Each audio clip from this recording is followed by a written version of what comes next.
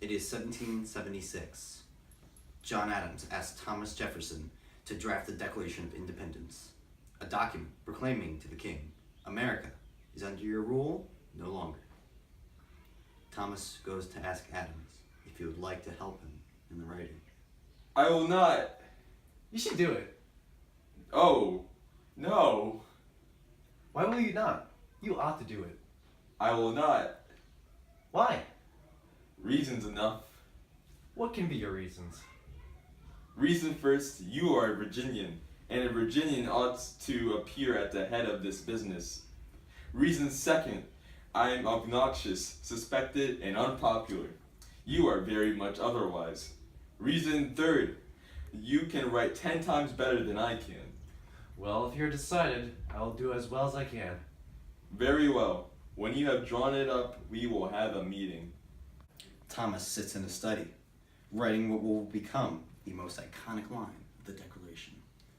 We hold these truths to be self-evident that all men are created equal, that they are endowed by their Creator with certain unalienable rights, that among these are life, liberty, and the pursuit of happiness.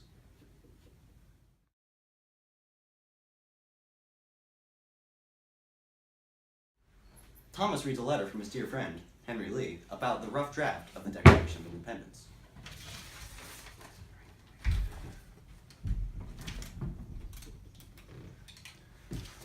I wish sincerely, as well for the honor of Congress as for that of the states, that the manuscript had not been mangled as it is. It is wonderful and passing pitiful that the rage of change should be so unhappily applied. However, the thing is in its nature so good that no cookery can spoil the dish for the palates of freemen. The king hears of the general unrest and decides to take drastic measures to assure he does not lose his colonies. So, the colonies are revolting under my rule again, and worse than ever. We must put a stop to this. We've lost thousands of dollars to this protest in tea and taxes. We must fight to get them back. The king sends his troops to the colonies, and the Revolutionary War begins.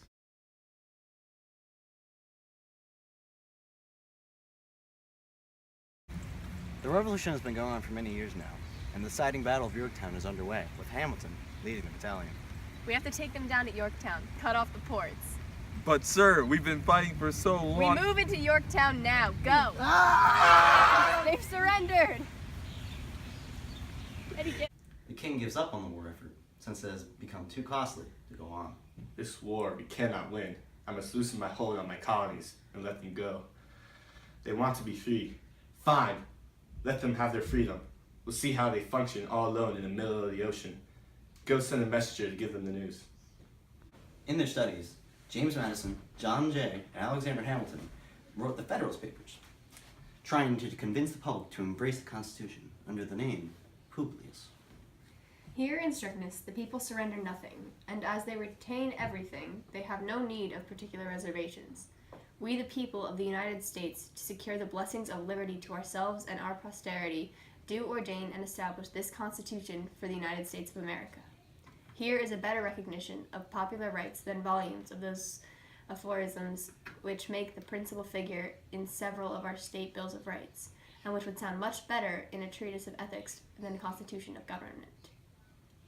Nothing is more certain than the indispensable necessity of government, and it is equally undeniable that whenever and however it is instituted, that people must cede to it some of their natural rights in order to vest it with requisite powers. It is well worthy of consideration, therefore, whether it would conduce more to the interests of people of America that they should, to all general purpose, be one nation under one federal government, or that they should divide themselves into separate confederacies, and give it to the head of each the same kind of powers which they advise to place in one national government. The indispensable necessity of complete authority at the seat of government carries its own evidence with it. It is a power exercised by every legislature of the Union, I might say of the world, by virtue of its general supremacy.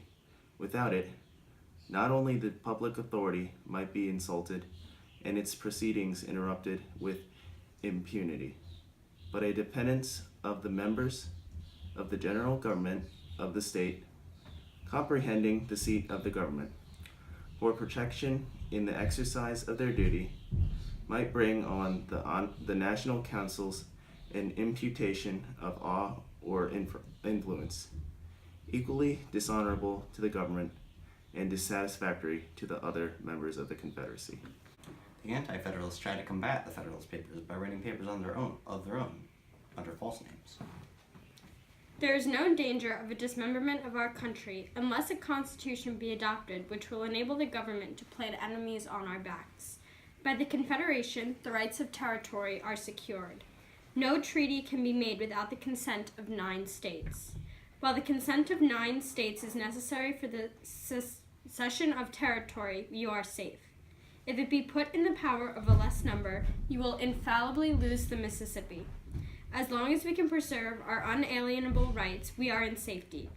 This new Constitution will involve in its operation the loss of navigation of that valuable It river. cannot be denied with truth that this new Constitution is in its first principles highly and dangerously oligarchic, and it is a point agreed that a new government of the few is of all governments the worst.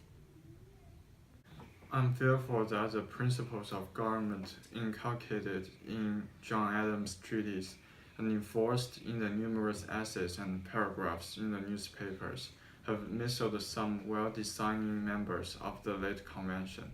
But it will appear in the sequel that the construction of the proposed plan of government is infinitely more extravagant.